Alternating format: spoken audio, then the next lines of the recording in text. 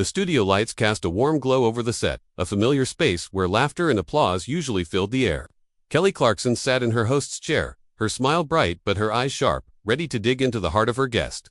Across from her was Jeff Daniels, his posture relaxed but his face carrying the weight of someone who had seen a few storms. The audience settled into a hush as Kelly leaned forward, her voice playful but curious, asking about his latest project, a gritty drama that had critics buzzing. Jeff nodded, his hands clasped loosely, and started talking about the role, a man haunted by choices made decades ago. His words were measured, deliberate, like he was unpacking something heavy. Kelly, always quick to sense a deeper story, tilted her head. This character sounds like he's carrying a lot. Did you pull from something personal to get there? It was the kind of question she was known for, one that could pivot a light chat into something raw. Jeff's eyes flickered, not with discomfort but with a kind of recognition, like he'd been waiting for someone to ask. He leaned back, a faint smile tugging at his lips, and said, "You know, Kelly, sometimes life hands you moments that stick, and you don't even realize how much until you're forced to look at them again." The audience was quiet now, sensing the shift. Jeff's voice softened as he started to tell a story from his early days. Not as an actor, but as a kid from a small town in Michigan. He spoke of his father, a man who worked long hours at a lumberyard, always smelling of sawdust and sweat. He wasn't big on words, Jeff said, his eyes drifting somewhere far off. But he had this way of teaching you things without saying much. "One day, I was maybe 12, I messed up bad. Broke a neighbor's window, lied about it, got caught. I thought he'd yell, but he just looked at me, handed me a hammer, and said, 'You fix what you break.'" Kelly's smile faded, replaced by a look of quiet intensity. She leaned in closer, her hands folded on the desk. Jeff went on, describing how his father made him work weekends to pay for that window. Not with money, but with labor, teaching him the cost of carelessness. "It wasn't just about the window," Jeff said, his voice steady but thick with something unspoken. "It was about owning up, about understanding the weight of what you do to others, even when you don't mean to." The story wasn't flashy, but it landed hard. Kelly's eyes glistened, and she blinked quickly, trying to keep her composure. The audience felt it too, a ripple of connection to something universal, the kind of lesson that cuts deeper than you expect. Jeff paused, his gaze meeting Kelly's, and for a moment, the studio felt smaller, like it was just the two of them. "I carried that into every role I've ever done," he said. "You don't just play a character, you carry their mistakes, their regrets, and you try to fix what's broken in them." Kelly let out a shaky laugh, dabbing at her eyes. "Okay, Jeff, you're gonna make me cry already," she said, her voice catching. The audience chuckled, but it was soft, respectful, like they were protecting the moment.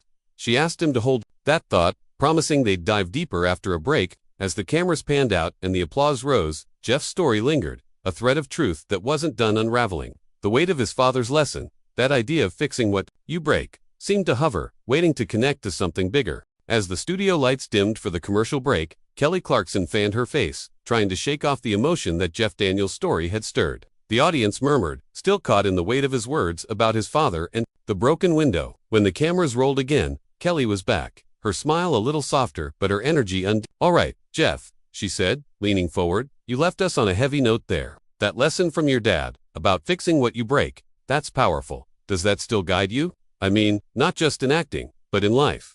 Jeff shifted, in his seat, his hands resting on his knees. His face was calm, but there was a flicker of something deeper, like he was sifting through memories he hadn't touched in years. "It does," he said, his voice low but clear. "It's not just about fixing physical things, you know, it's about relationships, about the messes you make with people. I've had to learn that the hard way." The audience leaned in, sensing he was about to peel back another layer. He started talking about a friend from his early theater days, a guy named Tom who was his closest confidant when Jeff was scraping by, doing small plays in dingy venues. "Tom was the guy who'd tell you the truth, no matter how much it stung," Jeff said, a faint smile crossing his face. "We were both broke, sharing cheap beer and big dreams, but he had this fire, this belief we'd make it. I leaned on that." His smile faded as he went on, describing how their friendship frayed when Jeff got his first big break, a role that pulled him out of obscurity. "I got busy, got caught up in the work, the auditions, the hustle. I stopped calling, stopped showing up." Kelly's eyes were locked on him, her hands still, her usual quick wit on pause. Jeff's voice grew quieter as he admitted how he'd let the distance grow, assuming Tom would always be there. "Then one day, I heard he was struggling," he said. "Not just money, but deeper stuff, depression, maybe. I didn't know the details because I wasn't around. I told myself I'd reach out, fix it, like my dad taught me, but I kept putting it off. Too many rehearsals, too many excuses." The audience was silent, hanging on every word. the air thick with the kind of tension that comes from hearing someone confess a regret. Jeff paused, his jaw tightening. By the time I finally called, it was too late. Tom had moved away. Cut contact. I don't even know where he is now. His voice cracked, just enough to notice, and Kelly's eyes welled up again. She reached for a tissue, half laughing, half sniffling. Jeff, you're killing me here, she said, her voice raw. That's so real. We've all let someone slip away like that. The audience nodded, some dabbing their own eyes, the shared ache of lost connections binding them to the moment. Jeff nodded, his gaze steady but heavy. That's the thing, he said. You don't realize what you're breaking until it's gone. And sometimes, you can't fix it, no matter how much you want to. Kelly took a deep breath, her hand resting on her heart, clearly moved. She glanced at the audience, then back at Jeff, her voice soft but steady. I want to hear more about how you carry that. How do you keep going when you can't fix something like that?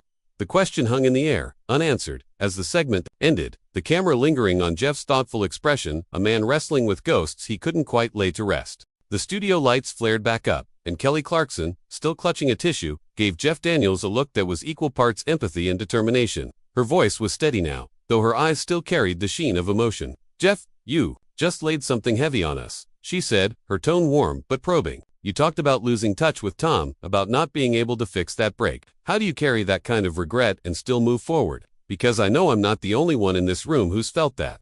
The audience murmured in agreement, their faces reflecting the sting of their own unspoken losses. Jeff leaned forward, his hands clasped tightly, as if grounding himself. You don't really move on, he said, his voice quiet but firm. You just learn to carry it differently. For a long time, I'd think about Tom and feel this knot in my chest, like I'd failed him. But then I realized something. He paused, his eyes scanning the audience. Then settling back on Kelly. You can't undo the past, but you can make sure it shapes you for the better. That's what I try to do now, in my work, in my life. He started talking about how that regret fueled his acting, how he poured it into roles where characters grappled with their own failures. Every time I play someone broken, he said, I think about Tom, about my dad, about all the times I didn't show up when I should have. It's not about wallowing, it's about understanding what's at stake when you let someone down. His words were simple, but they hit like a quiet truth, the kind that makes you rethink your own choices. Kelly nodded, her lips pressed together as she fought back another wave of tears. That's so powerful, she said, her voice catching. You're taking something painful and turning it into something that connects with people. I mean, I'm a mess over here because I get it. She laughed softly, and the audience joined in, a release of tension that didn't break the moment but softened it. Jeff gave a small smile, but his eyes were distant, like he was still caught in the memory. He went on, his voice growing steadier. There was this one role, a few years back, where I played a guy who'd lost his best friend in a war. The script didn't say much about their history, but I filled in the blanks with Tom. Every scene where I had to look at his empty chair, I wasn't acting. I was just there, feeling that hole. The audience was silent again, the weight of his words settling over them. Kelly's hand rested on her chin, her eyes locked on him, absorbing every word. That's what art does, right? Jeff continued, his tone lifting slightly. It lets you take the things you can't fix and give them a place to live. You don't erase the pain, but you make it mean something. Kelly's eyes were full now, a tear slipping down her cheek. She didn't bother wiping it away this time, just let it fall. Jeff, you're breaking my heart, but in the best way, she said, her voice raw with sincerity. The audience applauded softly, not wanting to disrupt the intimacy of the moment. Kelly took a deep breath, glancing at the audience. I think we all need a second to process this, she said, her smile returning but softer now.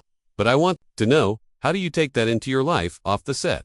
How do you make sure you don't let those connections slip again? The question lingered, heavy with expectation, as Jeff's expression shifted, his eyes hinting at a story he hadn't planned to tell, one that might bridge the gap between the man he was and the man he was trying to be. The studio was still, the audience hanging on the thread of Kelly Clarkson's question, her voice gentle but pressing as she asked Jeff Daniels how he keeps connections from slipping away now. Jeff's eyes softened, and he leaned back in his chair, his hands unfolding as if letting go of something tight. That's the work, isn't it? He said, his tone carrying a hard-earned wisdom. Learning how to hold on to people, even when life pulls you in 100 directions. I'm not perfect at it, but I try to be intentional now. He started talking about his family, his voice warming as he described his wife, Kathleen, and their kids. Kathleen's my anchor, he said, a small smile breaking through. She's the one who calls me out when I'm starting to drift, when I'm getting too caught up in work or my own head. She'll just say, Jeff, you're doing it again. Be here. And she's right. The audience chuckled softly, recognizing the quiet power of a partner who knows you better than you know yourself. Jeff's story shifted to a moment a few years back, when he almost missed his daughter's high school play because of a film shoot. I was halfway across the country, thinking I could just send flowers and a note, make it up later. His voice grew quieter, tinged with the same regret he'd carried from losing Tom. But then I remembered my dad.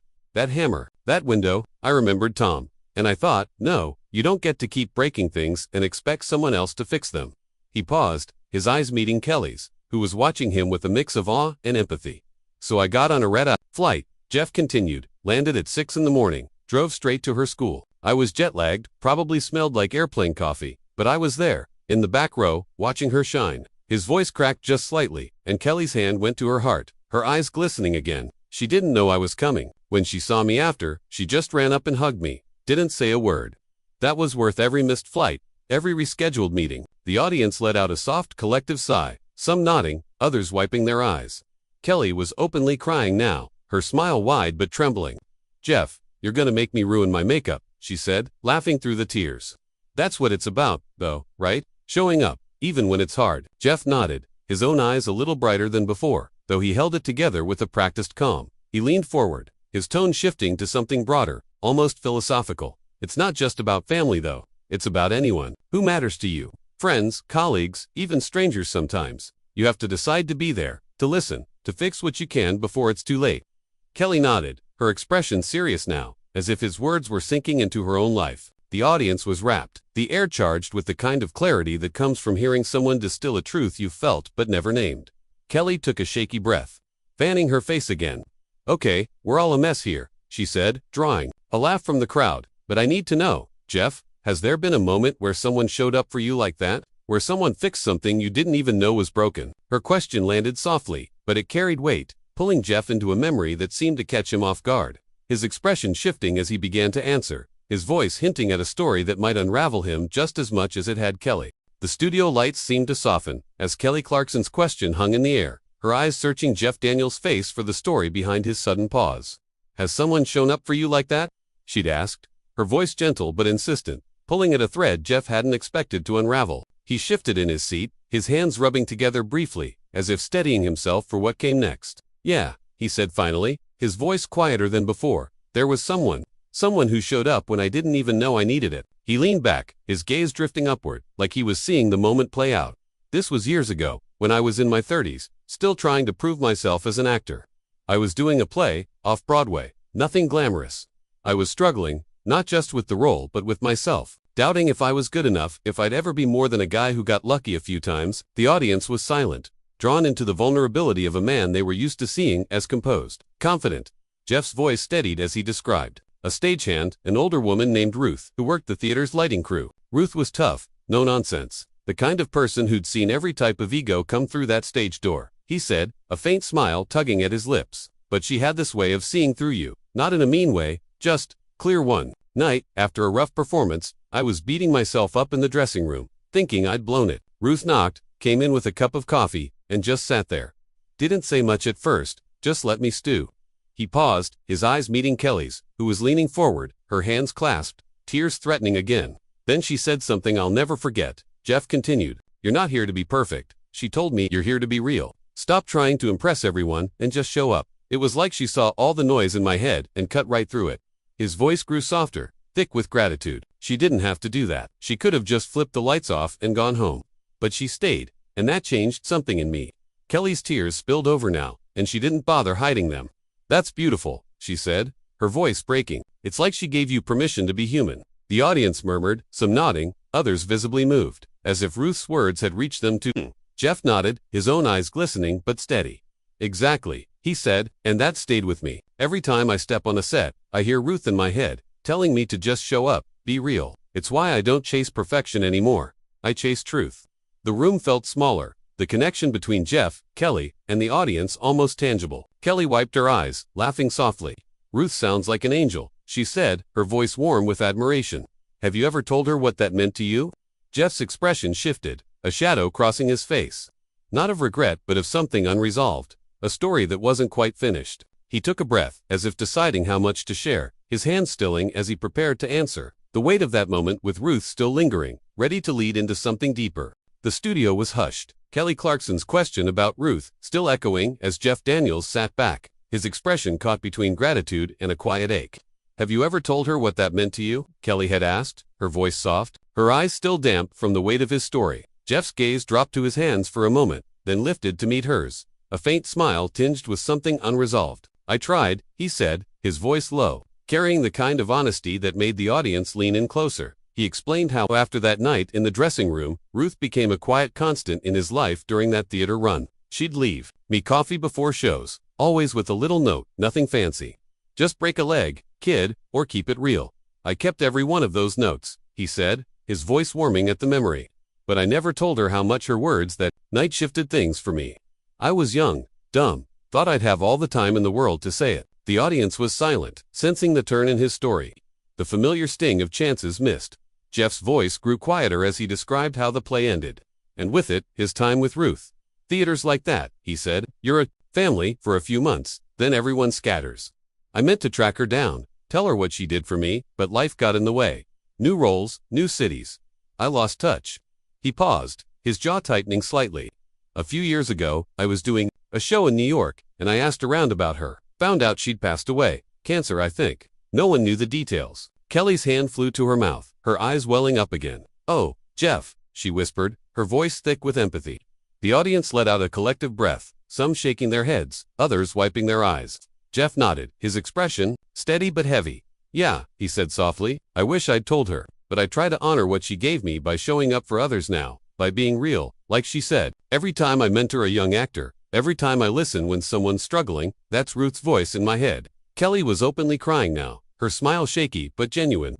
That's so beautiful, she said, her voice raw. You're carrying her with you, in everything you do. She turned to the audience, her hands outstretched. Isn't that what it's all about? Taking those moments, those people who change you, and making sure they live on through you. The crowd erupted in applause, not loud but heartfelt, a wave of agreement that filled the studio. Jeff leaned forward, his eyes bright with emotion but his voice steady. That's it, he said. You don't fix everything, but you carry the good forward. My dad, Tom, Ruth, they're all part of me, part of every choice I make now. Kelly nodded, dabbing her eyes one last time. Jeff, you've wrecked me today, but in the best way, she said, laughing through her tears. Thank you for being so real with us. She reached out, touching his arm briefly, a gesture of connection that felt like the closing of a circle. As the applause swelled, Kelly turned to the camera, her voice bright despite the tears. We're gonna take a break, but don't go anywhere, because I need a minute to pull myself together. The audience laughed, and Jeff gave a small, grateful smile, the weight of his stories settling into the room, a reminder of the power of showing up, of carrying the people who shape you, even when they're gone.